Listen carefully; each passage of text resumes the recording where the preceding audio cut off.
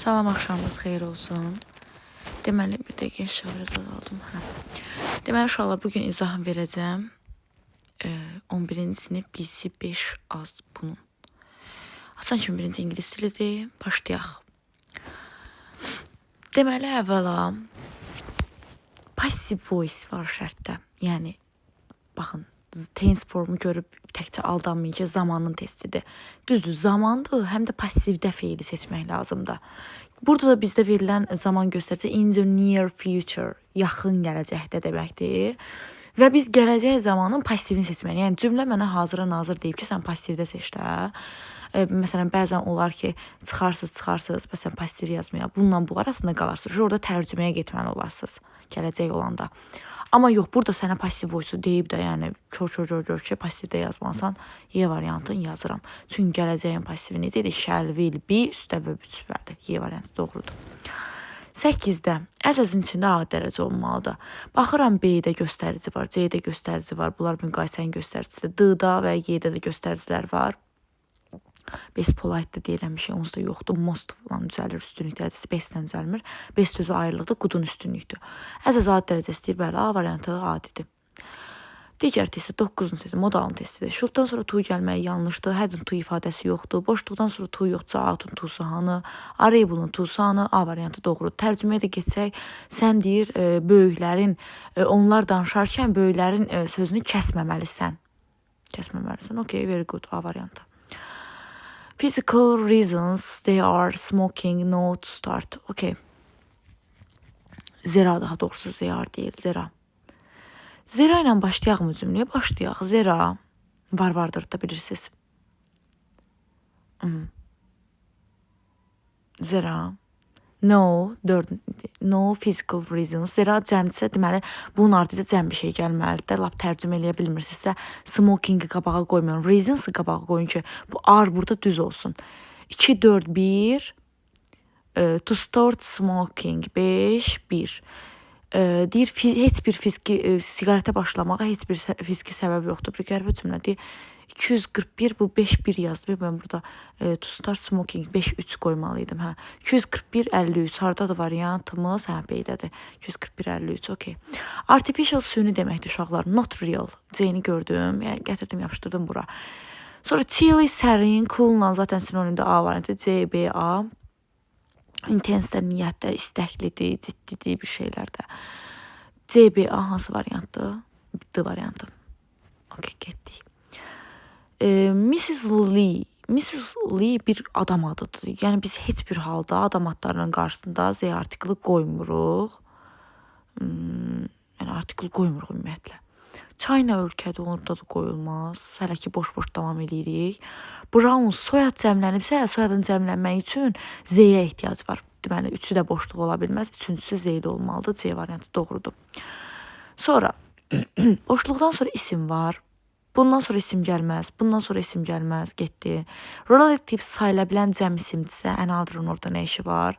Z artiklını işlənməyinə də heç bir səbəb yoxdur. Lap belə orada çaşdınız qaldınız ki, ay görürsən dəqiq sayı falan məsələsi yadınızdan çıxıbsa, many-in qaydasına yadınıza salın ki, many özündən sonra, məsələn, nə vaxtsa görmüşük, many the girls yazmışıq, many, yaza bilmədim, many the girls yazmışıq, yoxsa many, burada Z-ni xəttəməliyəm.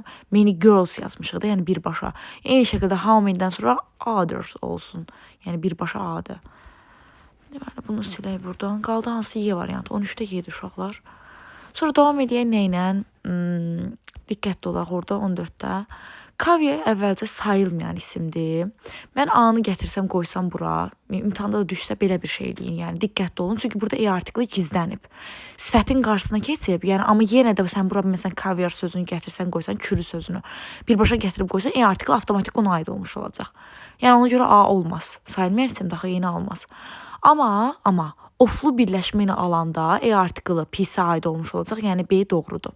C niyə yanlışdır? Ofa qədər ki, isə cəmdirsə, E artiklı ora aid ola bilməz. Həmçinin D-da da səhvdir. Sayılmayan isim cəmlənməz, Y də səhvdir. B doğru cavabdır. Daha sonra davam edelim uşaqlar. Baxaq burada nə var? Conjunction testidir. As because bir-birinə bərabər idi. So and, so belə ki and və Uşaqlar, burada mənim gözüm sataşır. Tip ucuz, beautiful gözəl. Tip ucuzdur, beautiful gözəldir. Bir paltar ucuz idi, amma o gözəl görünürdü. Bax, ağzımda da elə amma dedimi.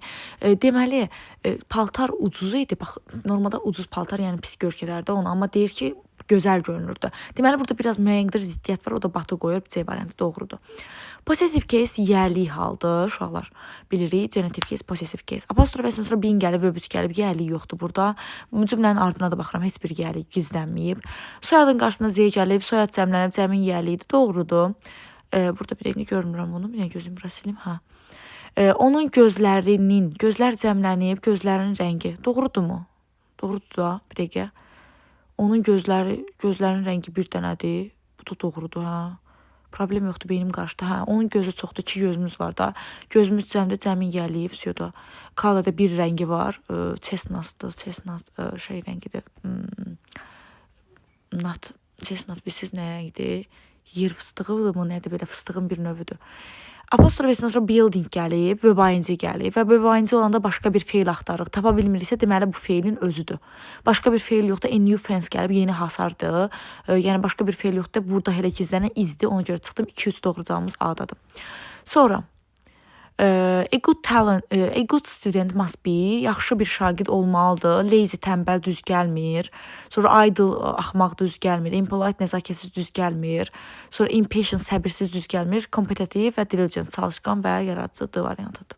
Rəqabətçi falan bu mənalara gəlir. Zəm müqayisə dərəcəsidir. A-nı çıxıram üstünlükdür, D-nı çıxıram adidir, Y-ni çıxıram üstünlükdür, B ilə C arasında qalırıq. Boşluqdan sonra zənə qədər ki hissədə, bax burada sayıla bilən tək isim yoxsa mən niyə eyli versiyanı götürürəm, elə sadəni B-ni götürürəm. Okey, baxaq. Since yesterday, uşaqlar, əgər burada siz sadəcə yesterday-ni görsəz, mən də məsələn görsəm, məsələn A-nı götürərəm. Amma xeyr, burada A variantı yanlışdır. Niyə görə? Çünki burada since yesterday-dir. Since yesterday hansı zamanda? Dünəndən bəri bitmiş zamanda. Elnur da 3-cü şəxsin təki olduğuna görə has plus verb üçdür də, yəni B variantı doğru cavabımızdır. Arrived home. Bilirik ki, home sözü qarşısında istiqamət bildirən sözcüklər almır, to falan almır. Əti ala bilir uşaqlar, amma nə vaxt? O da şeydə, hardasan, I am at home, evdəyəm, onu da ala bilər. Yəni bu da səhvdir. Elə düzgün variant çıxdı da. Gecədən əvvəl Nigar evə çatdı. D variantı doğru cavabımızdır. Gecədən əvvəl. Gecəyə kimi, by night da olardı, at night da olardı. Yəni mənadan asılı olaraq dəyişə bilər. Aha. Baxırıq ki, burada to'lu feil gəlib. Deməli, mən ancaq 3-cü kateqoriyadan seçə bilərəm. Burada A variantıdır. Let 1-dir, made 1-dir, notice-dir, watch-dir. Bunlar 2-dir. Onlar to'suz və yaxud da ing ilə ala bilir. Amma to'lu alamaq ancaq 3-də var. O da A variantıdır. Passivə çevirməyimizi istəyir cümləni bizdən. This information hər birində gördüyümüz kimi gəlib. Cümləmizin zamanı baxın bütövlükdə uşaqlar ən böyük elədiyi səhvlərdən biri də nədir? Gedirsiniz burada printed-i görürsünüz. Printed axı verb 2-dir. Sən onu götürsən, bilirik qaydalı feillərin verb 2-si ilə verb 3 eynidir. Siz onu şey kimi, yəni verb 2 kimi götürsəniz, siz onu gedəcək keçmiş sadəni. Məsələn, hansını yazarsınız? D-ni yazarsınız. Mən də olsa mən də elə yazaram. Amma axı burada printed tək deyil, have printeddir. İndiki bitmişdir. İndiki bitmişin məhsulda nə olmalı? Qabağa gələn sözümüz this information təkdə gəldiyinə görə has-lə olacaq, have-lə ola bilməz, was-lə, is-lə, had-lə ola bilməz.